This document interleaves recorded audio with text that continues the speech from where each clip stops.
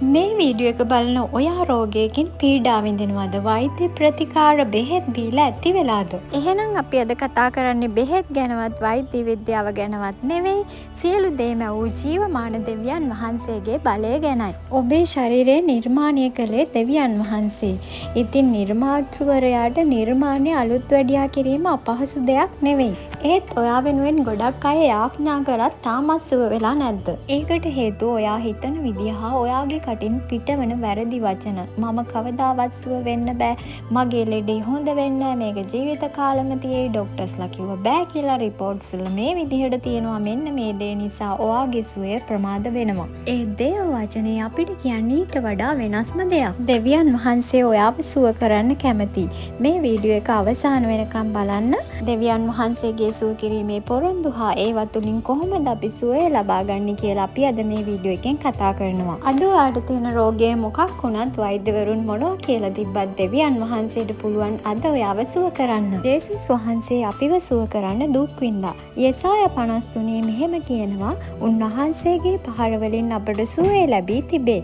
මේක අනාගත පොරොන්දුවක් නෙවෙයි, දැනටමත් උන්වහන්සේ ඒ දේ අපි වෙනුවෙන් කරලා ඉවරයි. උන්වහන්සේගේ පහර වලින් නුඹලා සුව කරනු ලැබුවා කියලා 1 පේත්‍රස් 2:24 තවත් මේක තහවුරු කරනවා. කුරුසේදී ජේසුස් වහන්සේ අපේ පාපයන් විතරක් නෙවෙයි, අපේ වේදනාවන්, දුර්වලකම් සහ රෝගයන් වෙනුවෙන්ද දුක් විඳා. ඒ නිසා රෝගේ තවත් අපිට අයිති නෑ. උන්වහන්සේ තුල අපිට තියෙන්නේ සුවය විතරයි. නික්ම යාම 15:26 දෙවියන් වහන්සේ කියනවා, මම වනාහි නුඹ සුව කරන්නා වූ ස්වාමින් වහන්සේය. නික්ම යාම 23:25 උන්වහන්සේ තවදුරටත් කියනවා, මම නුඹ මැදෙන් රෝග ඉවත් කරන්නෙමි. ඒ නිසා අද ඔයාගේ ජීවිතේ තියෙන රෝගය මොකක් වුණත් දෙවියන් වහන්සේට ඉවත් කරන්න පුළුවන්. සමහර රෝග ඇත්තටම ශරීරේ නෙවෙයි තියෙන්නේ අපේ හිතේ. ඔයා කම්පණයෙන්, දුකෙන්, ප්‍රතික්ෂේප වීමෙන් හෝ තනිකමෙන් පීඩා විඳිනවා නම් ගීතාවලිය 147 කියනවා, උන්වහන්සේ බිඳුන් සිත් ඇත්තන් සුව කරනසේක, ඔවුන්ගේ තුවාල බඳිනසේක. ඒ වගේම ඔයාගේ රෝගය නිසා ඔයා බයෙන් ඉන්නවා නම් දෙවියන් වහන්සේ කියනවා බය නොවෙන්න, මක් නිසාද මම නුඹ සමග සිටිමි කියලා. අද දෙවියන් වහන්සේ ඔයාට අලුත් ශක්තියක් ලබා දෙනවා. ගීතාවලිය 103 කියනවා, දෙවියන් වහන්සේ ඔයාගේ සියලු අයිතිකම් කමා කරලා ඔයාගේ සියලු රෝග සුව කරනවා කියලා. මෙන්න මේ දේ ඔයා විශ්වාස කරන්න ඕන. ජේසුස් වහන්සේ දා කුරුසේ ඔයාගේ පාපය ගෙවලා අවසానයි. ඒ වගේම උන්වහන්සේගේ තුවාල වලින් ඔයාට සුවය තියෙනවා කියන එක ඔයා විශ්වාස කරන්න ඕන. ඒ වගේම තමයි ඔයා සුවය ලබන්න නම් අනිත් හැම දෙයකටම වඩා වැදගත් වන්නේ ඔයා ප්‍රීතියෙන් සතුටෙන් ඉන්න එක. අනිත් දේ තමයි ඔයා සුව වෙන්න නම් ඔයාට ඇදහිල්ල ඕන. ඔයාලා දන්නව ඇති අවුරුදු 12ක් ලේ වහනය වීමේ රෝගයකින් පීඩා විඳ කාන්තාවක් එයාගේ ඇදහිල්ල නිසා එයා සුවය ලැබුවා. එයා සුවය ලැබුවේ ජේසුස් වහන්සේ යාඥා කරලා නෙවෙයි. අවුරුදු 12ක් තිස්සේ යාගේ රෝගය නිසා පීඩා විඳලා යාගේ හැම සතයක්ම වෛද්‍යවරුන්ට වියදම් කරලා එයාට කිසිම බලාපොරොත්තුවක් නැතුව හිටියා. කොහොම හරි එයාට ජේසුස් වහන්සේ ගැන දැනගන්න ලැබිලා උන්වහන්සේ ගැන විශ්වාසයක් ඇති වුණා. ඒ නිසා එයා ඇදහිල්ලෙන් තීරණයක් ගත්තා උන්වහන්සේගේ සලුව ඇල්ලුවත් එයා සුව වෙනවා කියලා. ඉතින් ඒ මොහොතේම අවුරුදු 12ක් තිස්සේ ඇයව පීඩාවට පත් කරපු රෝගයෙන් ඇය සුව වුණා. ජේසුස් වහන්සේගෙන් බලයක් පිට වුණ බව උන්වහන්සේ දැනගත්තාම සෙනග මැද නතර වෙලා ඇහුවා, කවුද මගේ වස්ත්‍ර ඇල්ලුවේ කියලා. ඒ කාන්තාව බයෙන් නැවිත් ජේසුස් වහන්සේට ඇත්ත කතාව කිව්වා. දියණියනි, ඔබේ ඇදහිල්ල ඔබව සුවපත් කළේය. සමාදානයෙන් යන්න. ඔබේ රෝගයෙන් මිදී සුවෙන් ඉන්න ජේසුස් වහන්සේ ඇයට කිව්වා. ජේසුස් වහන්සේ ඇයට දුන්නේ ශාරීරික සුවය විතරක් නෙවෙයි, සැබෑ සමාදානය හා නිදහස. ඉතින් ඔයාගේ රෝගය නිසා ඔයා කොච්චර පීඩා වින්දත්, ඔයාගේ ප්‍රශ්නය කොච්චර විශාල වුණත් ජේසුස් වහන්සේ විශ්වාස කරලා ඔයා ඇදහිල්ලෙන් ක්‍රියාත්මක වෙනවා නම් අද ඔයාගේ සුවය ස්ථිරයි. යාකෝබ් 5:15 කියනවා, ඇදහිල්ලේ යාඥාවෙන් රෝගාතුරයාට සුවය ලැබේ.